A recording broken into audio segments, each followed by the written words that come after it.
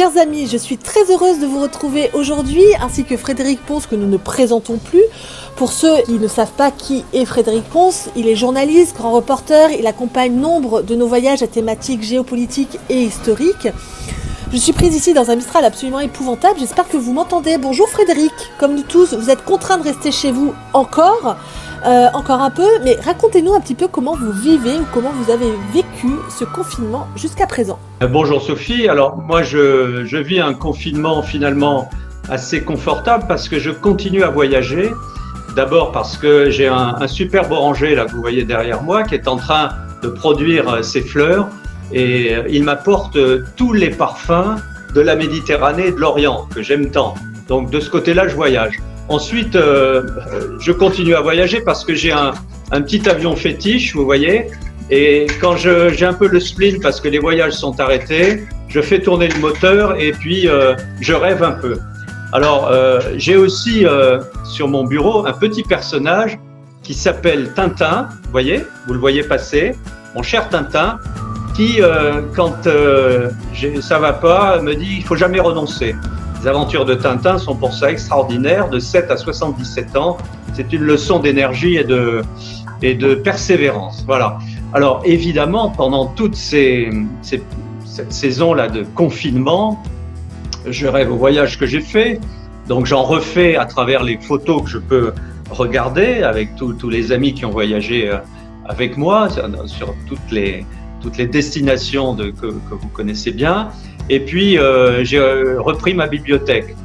Alors, je pourrais vous dire que j'ai ressorti une nouvelle fois les 7 volumes dans la recherche du temps perdu de Marcel Proust, mais je n'ai pas perdu mon temps parce que j'ai constaté une nouvelle fois que Proust, c'est pas ma lecture, je n'aime pas, et donc j'ai rangé tout dans la bibliothèque. Plus sérieusement, j'ai repris des livres, en fait, que je consulte de temps en temps, notamment pour, préparer les voyages, pour m'immerger. Et par exemple, pour un prochain voyage que nous avons prévu dans la catégorie des voyages souvenirs français, j'ai pris ceci. Voilà, c'est une anthologie de voyageurs, un rêve d'Asie, de voyageurs et d'écrivains sur l'Indochine, dans laquelle on trouve beaucoup de sites sur lesquels nous allons et relire aujourd'hui ce qui était écrit au 19e siècle, ce qui était écrit au début du 20e et jusque dans les années 50 sur ces différents sites, c'est passionnant parce qu'on voit ce qui a changé puis on voit ce qui est permanent. Donc ça, c'est pour l'Indochine, une destination qui marche assez bien, que j'aime beaucoup, sur laquelle j'ai beaucoup écrit, c'est évidemment la Russie. La Russie avec Saint-Pétersbourg, Moscou, là encore des récits de voyageurs, d'écrivains, de poètes, d'artistes qui sont allés là-bas et se replonger là-dedans, ça permet d'entretenir à la fois la passion et la connaissance et surtout d'en faire profiter ensuite nos voyageurs. Un autre voyage sur lequel je travaille en permanence parce que c'est à la fois dans l'actualité, c'est mon rôle de journaliste, mais c'est aussi pour nos voyages culturels ou géopolitiques, c'est l'Algérie. Alors l'Algérie, le voyage en Algérie, là c'est pareil, des grands écrivains, les voyageurs français, Maupassant, Monterland, Gide, Feydeau et tous les Alphonse Daudet bien sûr, et jusqu'au tout dernier qui sont par exemple je ne vais pas le trouver. Non, je crois qu'un des derniers, c'est effectivement Maupassant, c'est Monterland, et puis bien d'autres. Voilà, autrement, que vous dire d'autre? Je ne vais pas sortir toute ma bibliothèque. Si, alors un pays quand même, et une collection que j'adore, c'est les dictionnaires amoureux. Dictionnaires amoureux, celui-ci c'est le Liban, avec Alexandre Najjar, que nous avons vu rencontrer lors de notre dernier voyage au Liban, juste avant la période du confinement. Alexandre Najjar est un auteur libanais qui vit à Beyrouth, qui est le directeur des pages de l'Orient le jour. Et cette rencontre était fabuleuse parce qu'en 1h30, nous a fait un tour de l'actualité du Liban, de l'histoire récente du Liban, de l'esprit du Liban. Et quand on rencontre Alexandre Najjar, on ressort, on a l'impression d'avoir tout compris du Liban, jusqu'au moment où il nous dit Si vous avez tout compris du Liban, c'est que je vous ai très mal expliqué les choses. Donc c'est toujours un régal. Et puis peut-être sur d'autres voyages, des projets, là je suis en train de réfléchir à haute voix devant vous, Sophie.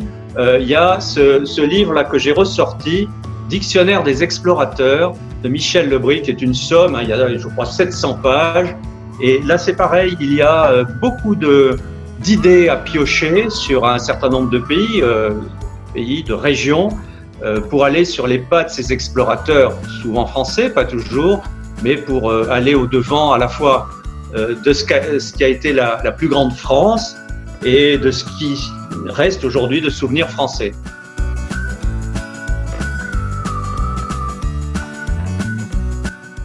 Alors, nous avons imaginé aussi une thématique très particulière et qui est originale sur le thème de souvenirs français. Alors, souvenirs français au pluriel, dans un certain nombre de pays. Alors, bien évidemment, l'Algérie, cela s'impose. L'Indochine ou la Grande Indochine, Laos, Vietnam, Cambodge, mais aussi la Corée, le Liban et le Moyen-Orient. Il y a des traces de la présence française, de la langue française, de l'histoire française, de la médecine française, des militaires français. Et partout dans tous ces pays, l'idée est d'essayer de trouver, de mettre nos pas dans les pas de nos grands anciens. Certains ont été héroïques, savoir comment ils ont illustré la place, le rôle, l'esprit de la France dans ces différents pays, que ce soit à travers l'épopée militaire, l'épopée éducative, l'épopée humanitaire, on pouvait dire charitable à une époque, humanitaire aujourd'hui, l'épopée médicale aussi. Et dans tous ces pays dont je parle, Algérie, Indochine, Corée, Liban, Moyen-Orient, c'est quand on travaille sur le sujet, on s'en rend compte, il y a une très importante trace française, des souvenirs français que l'on peut retrouver à travers des itinéraires originaux, sur des villes, des campagnes, des sites peut-être un peu oubliés du reste de la population, mais en tout cas pas de nous. Alors des sites majeurs, il y a évidemment du plus près de chez nous, je pense Alger, Oran et Constantine.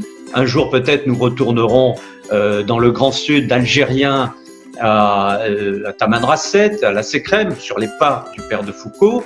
Après le Liban, le Moyen-Orient, le Liban, la Syrie et toute cette région, évidemment, la trace française est très forte. Et encore aujourd'hui, les gens parlent beaucoup français. La France représente encore quelque chose malgré tout ce qui s'est passé.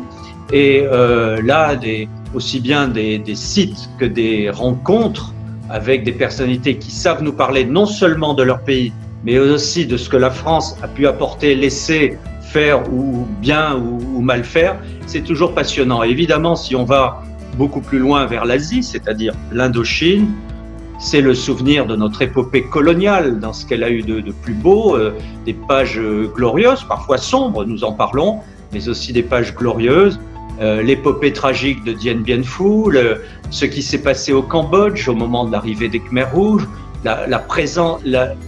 l'importante présence française hier, comme aujourd'hui, c'est ça qui est frappant, au chevet de la médecine de ces pays, Vietnam, Laos, Cambodge, rencontrer des médecins français d'aujourd'hui qui se situent dans la trajectoire de nos grands médecins des années du 19e siècle et des premières années du 20e siècle, c'est passionnant parce qu'on se rend compte que l'esprit français, l'esprit de service, de dévouement, reste très présent avec une figure, par exemple, comme Alexandre Yersin. Alors, il était suisse d'origine, mais il a eu un rôle majeur. Pasteur, vous savez, il n'y a pas beaucoup de villes dans le monde qui ont conservé des noms de grands Français.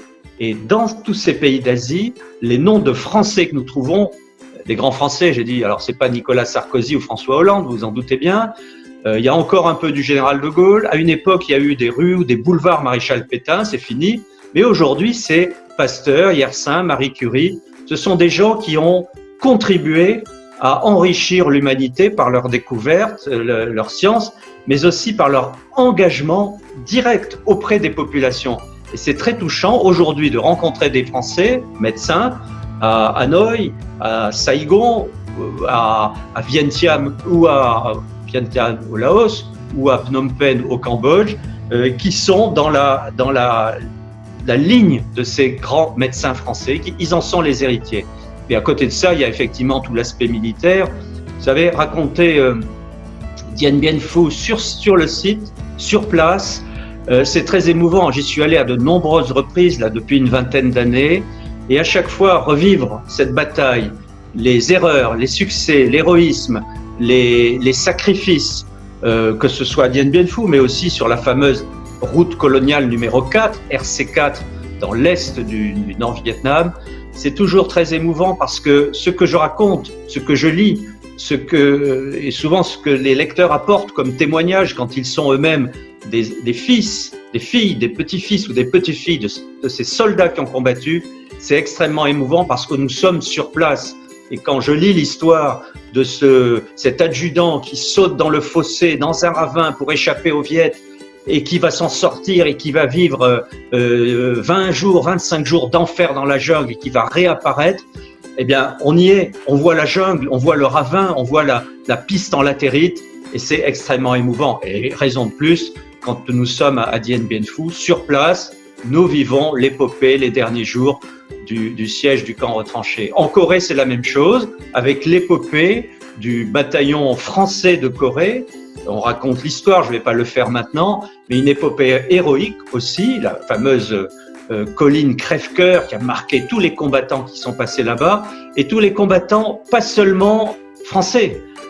Il est frappant de voir ce que j'ignorais avant de travailler vraiment sur le sujet, que les Américains à l'époque, les Coréens, les Sud-Coréens, ont été très impressionnés par la combativité, la présence tranquille de ces combattants français qui, entre 50 et 52, 1950-1952, ont été des combattants héroïques de la liberté. Eh bien, en allant là-bas, nous voyons évidemment en Corée toutes les beautés de ce pays il y a des paysages fabuleux, il y a une culture, une civilisation exceptionnelle, mais nous sommes aussi, pour un certain temps là-bas, sur les traces de nos aînés, de nos héros, et cela fait du bien quand on quitte un pays un peu sinistre, qui ne sait plus où il va et qui connaît mal son histoire. Ça fait vraiment beaucoup de bien de voir que des Français jeunes, des jeunes Français, ont porté très haut finalement notre drapeau et nos valeurs dans ces pays lointains.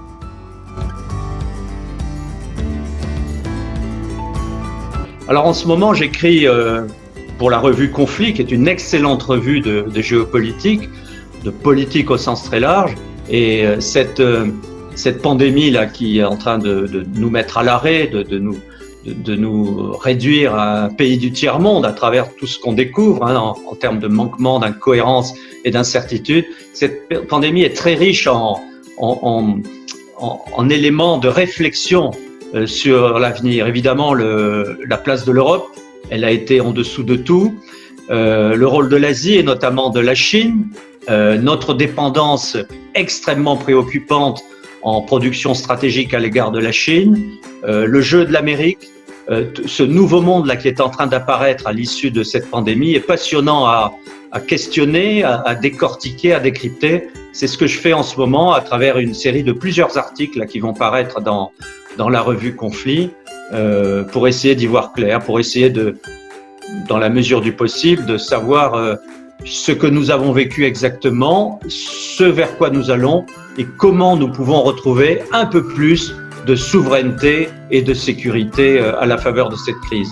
Après, tout dépendra évidemment des choix de nos dirigeants. On nous parle beaucoup plus en ce moment de frontières, de nations, de souveraineté, de patriotisme alimentaire, industriel. Très bien, les discours sont parfaits. Reste à savoir ce qu'il en sortira après. Un grand merci Frédéric pour ce fascinant voyage au cœur des souvenirs français à travers le monde. Question traditionnelle et ultime, avez-vous un dernier mot à ajouter? Je vais vous dire au revoir. Je dis au revoir aussi à tous les voyageurs d'Odeya là, qui nous écoutent. Et comme c'est l'heure du thé, je vais boire un bon thé et un thé évidemment Gourus. Et ceux qui découvrent qui est sur ma shop là, dans laquelle je vais boire le thé, auront gagné mes félicitations. Je vous dis au revoir à tous, à très bientôt, à l'occasion d'un de nos voyages, cette fois-ci bien réel. Au revoir.